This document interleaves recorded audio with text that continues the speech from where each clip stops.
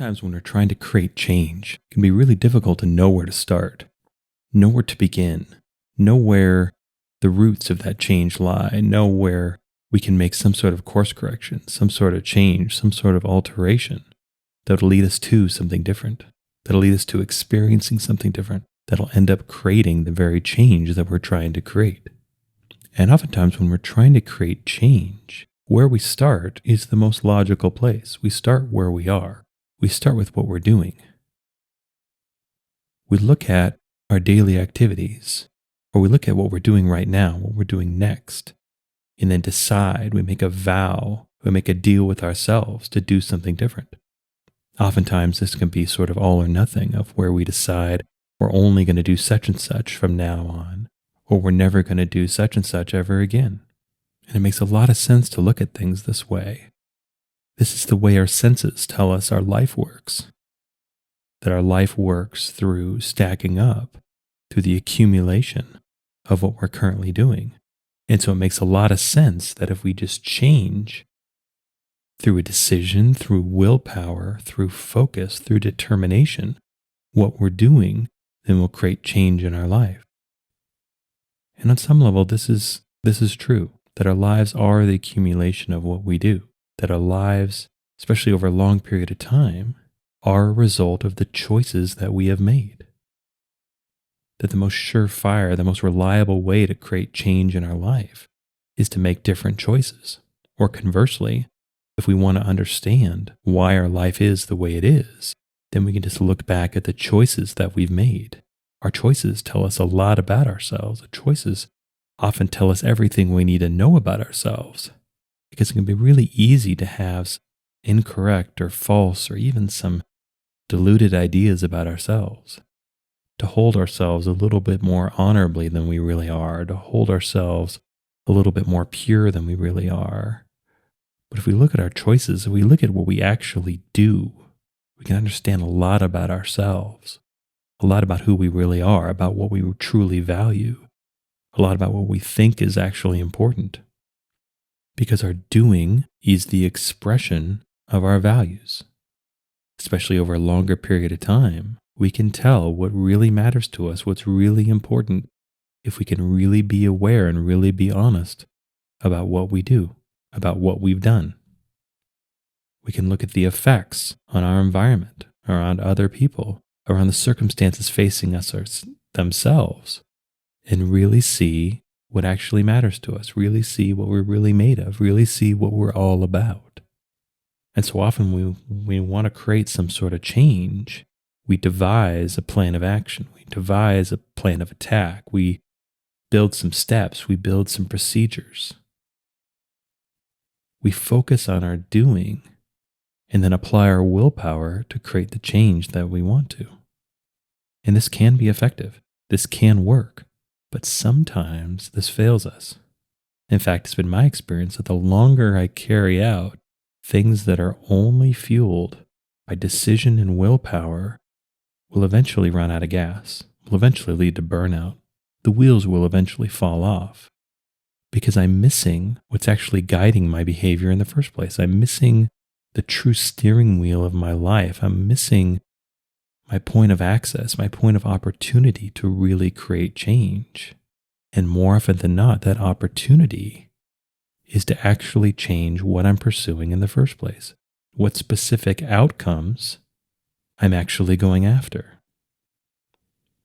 Because oftentimes if we're only focused on our action, if we're only focused on our doing, we never really call into question the why. Why are we doing what we're doing? Why is this so important to us? Why does this actually matter? Why is this a fit with who and what we really are? Why will this take us to where we really want to go? Because it's really easy, especially if we're used to doing a lot, to have our doing based on assumption, based on the belief that what we're doing will take us to where we want to go, even if the evidence says something different, even if the feedback from life seems to indicate something else. Because a lot of us can get really good at willpower. A lot of us can be really good at pulling ourselves up by our bootstraps. A lot of us can be really good about using the momentum of our activity to push and keep going and never really call into question why.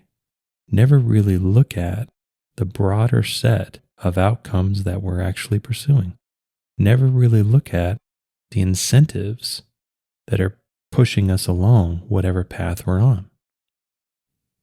There's so many times in our life where we can want one thing, and with a little bit of self awareness, we can realize that we're choosing a path that's actually the opposite of what we want. That we want some sort of relief from something. And to fix this, we choose a path of suffering. On the face of this kind of makes sense. It kind of has a bit of logic to it. Because in our culture, in our American culture anyway, this is largely what we're coached into. That the path to what we want is struggle, is toil, is strain. That on some level we have to earn whatever it is we're pursuing. And we earn that through our own blood, sweat, and tears. We're not entitled to it. It isn't any sort of birthright. It's something separate from us that first has to be earned. We have to go on our own hero's journey in order to achieve whatever we're trying to achieve so that we can justify that this actually belongs to us. We can justify our deserving of whatever this is because we've earned it. But on its own, inherently, there's really no honor in suffering. There's really no honor in toil and struggle. That these borderline masochistic perspectives that we have about life are just ideas. Oftentimes they're someone else's ideas. Sometimes, from a more cynical perspective, these are other people's ideas who are trying to get us to do what they want. And we get convinced, we get inured in the idea that we can have everything we want if we just struggle first, if we just suffer first, if we just defer everything we're trying to accomplish, everything we're trying to inhabit, everything we're trying to experience. And if this is at the gain of another, well, that can be sometimes a bit of a sinister game. That can be, at the very least, a bit of a trick. But regardless of why we're doing what we're doing, it's really valuable. It's really important to understand what we're actually pursuing, to look at the outcomes that we're actually chasing after, and to ask ourselves, is this what I actually want? This usually involves a follow-up question of, I know this is what I want because blank. And usually the answer to that, the item that fills in that blank, is because I want to feel a certain way. I want some sort of relief. I want some sort of pleasure. I want some sort of decrease of some sort of negative feeling. I want some sort of increase of some positive feeling that's either been absent or has been in far too short supply for far too long. But then it's important to ask ourselves, is it possible to experience a feeling through a route that amounts to feeling the opposite? Is that how that feeling is actually created? Can we feel bad enough for long enough in order to feel good? Does that actually make sense? Does that even work? Especially over a longer period of time, I think we can all look back at our lives and look at the times where we struggled and strained and toiled the longest. And at least some of the time, if not most of the time, a lot of that toil and struggle was actually unnecessary. That if we did achieve we are aiming to achieve, a lot of time that achievement came in a more unpredicted way, had a bit more serendipity to it, had a bit more almost randomness to it. That if we really look back and say, I got X because I did Y for this amount of time, it's important to ask ourselves, is that really true? Did we really have to do all that? I guess what I'm advocating for is there's more than one way to accomplish things. In fact, from one way of looking at things, you can get anywhere from anywhere. Sure, some paths are longer than others. Sure, some things are much more complicated than others. But truly, there is a path from anywhere to anywhere. We are not cut off because of circumstance. And these are tricks fear likes to play. That if there's something we really want, our fear can convince us it's too late, it's too hard, we're too old, we don't have what we need. All sorts of reasons that whatever we want, whatever we really want, is somehow impossible. And it's important to recognize when these sorts of limitations come up, and it's important to recognize when this is our fear.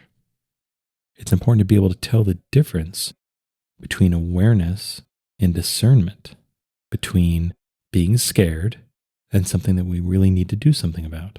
Some sort of obstacle that really does need to be crossed, really does need to be gotten over, really does need to be gone through. But in my opinion, the important thing is that we don't let go, we don't throw away the things we want, because our fear gives us reasons why whatever that is impossible. I also think it's important to not assume that the route to what we want is or has to be miserable, has to have some sort of commensurate equal amount of suffering in order to justify us getting what we want. In fact, I think it's important to play with a bit of a radical idea of what if the path to what I want feels like what I want? What if the path to feeling good actually feels good? What if the path to being happy actually makes me happy? What if the path to peace is peace? What if we've been looking at this all wrong? What if we've been assuming that we'll feel a certain way as long as we can achieve something else first, as long as we can experience some sort of circumstance first, as long as we can make something happen or have something happen to us? But what if we play with the idea that if all we're really pursuing is a feeling, we can feel that way whenever we want? Here's an interesting experiment. Is this something that can be a little hard, can be a little tricky, but I think it's really interesting. Pick a day, any day, and decide you're going to have a good day. Decide you're going to feel good. Decide you're going to be happy. And then do it. Conjure those feelings. Focus on feeling that way. Feel the wellspring of those feelings inside of you and bring them up. Intentionally feel that way and hold it for a whole day. Because you know what? I bet you can do it. And when you do it, I think you'll have a funny realization that maybe, just maybe, how I feel isn't as dependent on what's happening to me as I thought it was. Maybe I'm not as trapped as I thought I was. Maybe I'm not as boxed in. Maybe I'm not as painted into a corner with regard to how I feel by the circumstances I'm experiencing as I thought I was. Maybe I have a little bit more say in this. Maybe feelings are a bit more fungible than I thought they were. Maybe feelings don't always have to come from the outside. Maybe feelings can come from the inside too. Maybe I'm not just a receiver. Maybe I'm also a generator. Or maybe you'll have a different experience. Maybe you'll try to do that and still have a rotten day and say, well, that was a bunch of nonsense. But I don't think that's actually true. At the very least, I don't think we are as beholden to circumstance as we think we are. I don't think what happens to us, what is happening to us, is quite the master, quite the controlling ruler in our life that we think it is.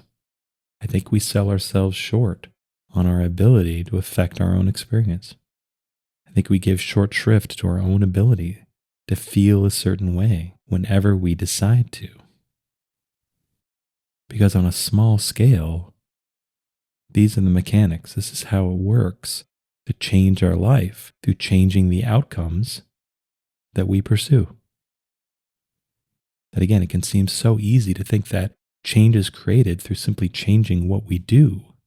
But I'd at least like to present the idea, a possible alternative, that change can also be created. In fact, maybe change can be better created by changing the outcomes that we're pursuing,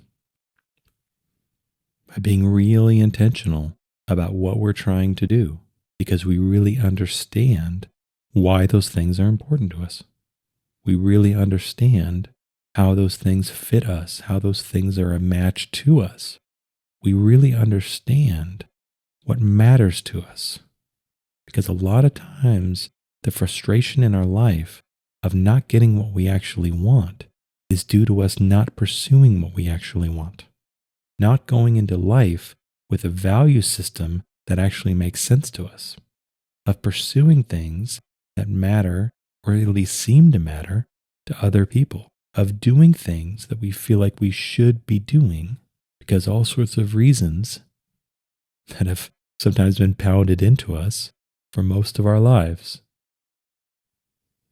That we can find far easier, far less effortful, far more pleasant paths to what we want when our full selves are aligned in our pursuits, when we're pursuing things we actually want. And it sounds simple, but this is really an individual choice. This is something we can't inherit from anyone else. We can't copy anyone else. Everyone has their own unique value system. Everyone has their own unique reasons why they do what they do. And ultimately, what they're trying to get, what outcomes they're trying to create or experience. Because at least in my experience, if we're trying to create change, the mind is excellent, is incredible at finding a way to get done what we're trying to get done. Especially our quote unquote subconscious mind, that we can hand it a problem, and if we can just give it time, often the solution is delivered to us completely, sometimes without even thinking about it any further. We have some sort of a problem, we rack our brains about it, we get tired of thinking about it, we let it go, and a few hours or days or weeks later, we're in the shower and poof, the solution comes to us fully formed. And often it wasn't even on a train of thought that we're even engaging in. It seems tangential.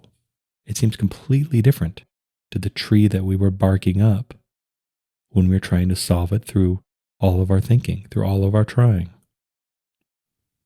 And obviously, I'm not the first person to say this, but we can put this ability, this faculty, this capability to work for ourselves in really interesting ways through using our own intention, through using our own clarity, using our own decision on what outcomes we're trying to pursue.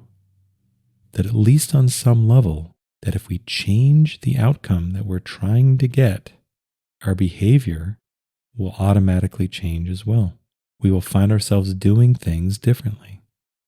Because part of us, sometimes a large part of us, is working out this problem, is finding this solution without our own conscious input.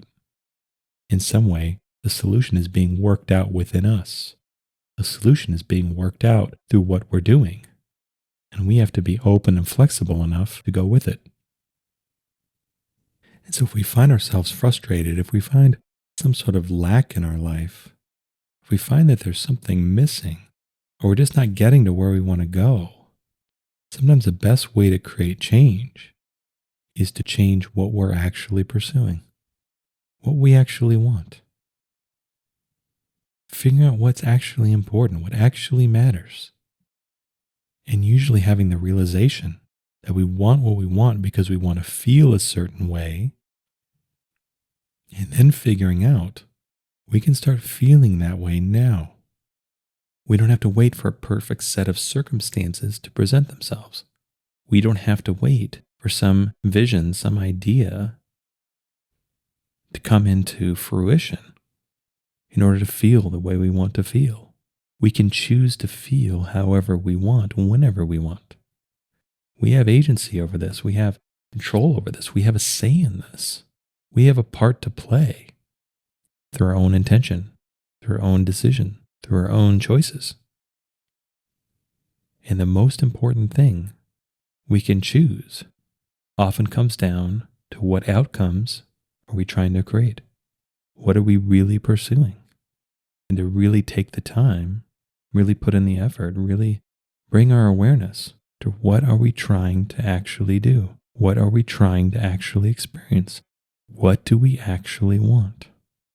Not what someone else told us we should want, not something we want to pursue so that we can look a certain way to someone else.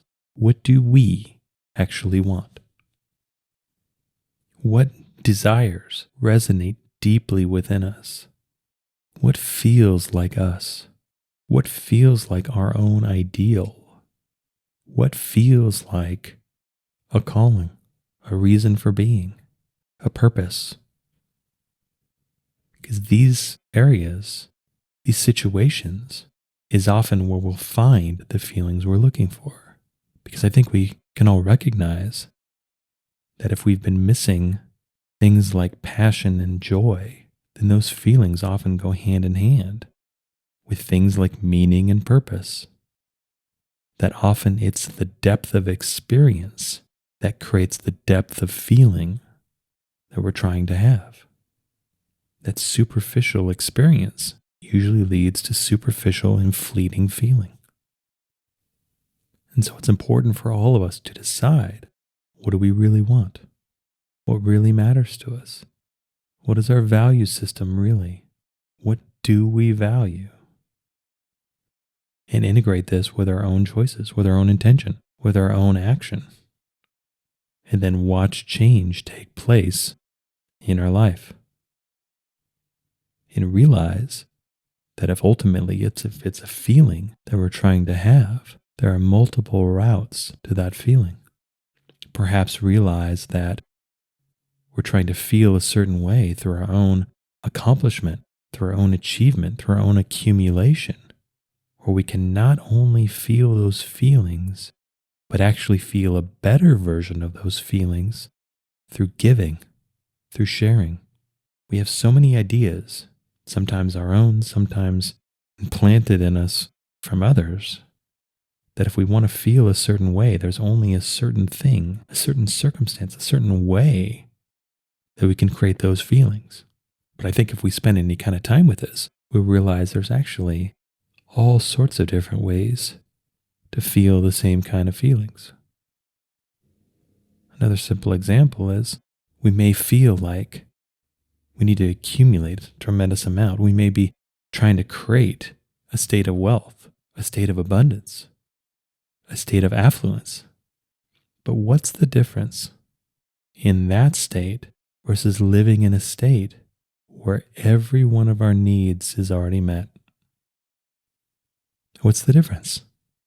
Because a lot of times we believe, sometimes falsely, that tremendous accumulation, tremendous accomplishment will somehow snuff out and satisfy our hunger, our desire for more, only to find when we get there, we're still not satisfied. Because if our hunger is for more, then I think we can see that that hunger is infinite. No matter how much we have, there will always be more.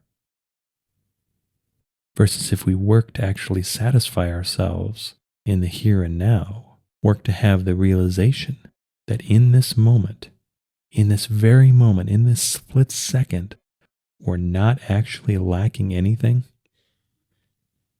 We are whole and complete just as we are. All this wanting, all of this striving, all of these pursuits, all of these possible and potential futures that we've constructed for ourselves are just that, possibilities, are just ideas. That if we can really drill down into the present moment, we realize we don't actually lack or want for anything. What's the difference? Isn't that wealth? Isn't that abundance? Isn't that what we're really striving for? Isn't that the cessation and satisfaction of hunger that's been driving us? And of course, these aren't absolutes. These are just ideas to think about, things to entertain, things to try on for ourselves and see what fits. But the most important thing, at least in my opinion, to remember is that if it's change we want to create, If it's something different than we want to create, it is extremely useful to look at the outcomes that we're really pursuing and find a way to live those outcomes now. Find a path that is similar, that is a reflection, that rhymes with the outcome that we're trying to create. Not believe that we can experience something just because we've done the opposite long enough. Try something different. See what it would be like to be however we want to be now, on whatever level we can accomplish and experience now, and let that lead us. Get really clear about the outcomes that we're pursuing. Get really clear about what our true value system is. Get really clear about what actually matters to us, what we actually want, and start living towards that by beginning to be that now, and just see what happens. Try something different. Try an experiment. See where this gets us. See what that's like. Live a changed life via living through changed outcomes first.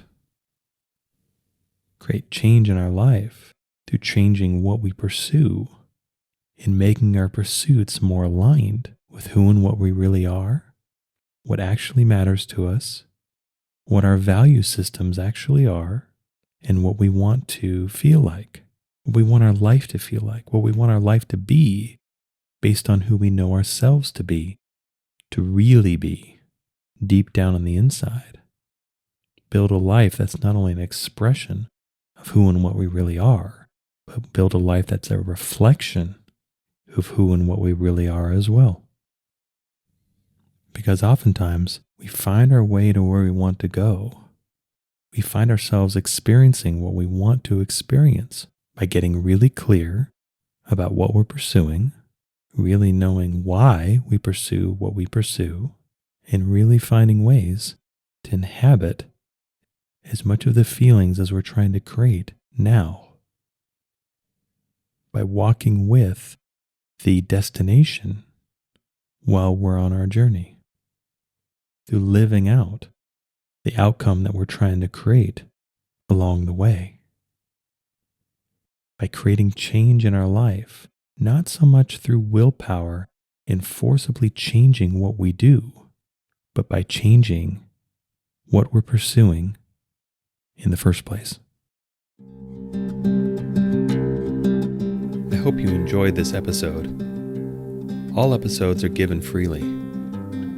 If you feel inspired to give, please visit theunionpath.com/donate.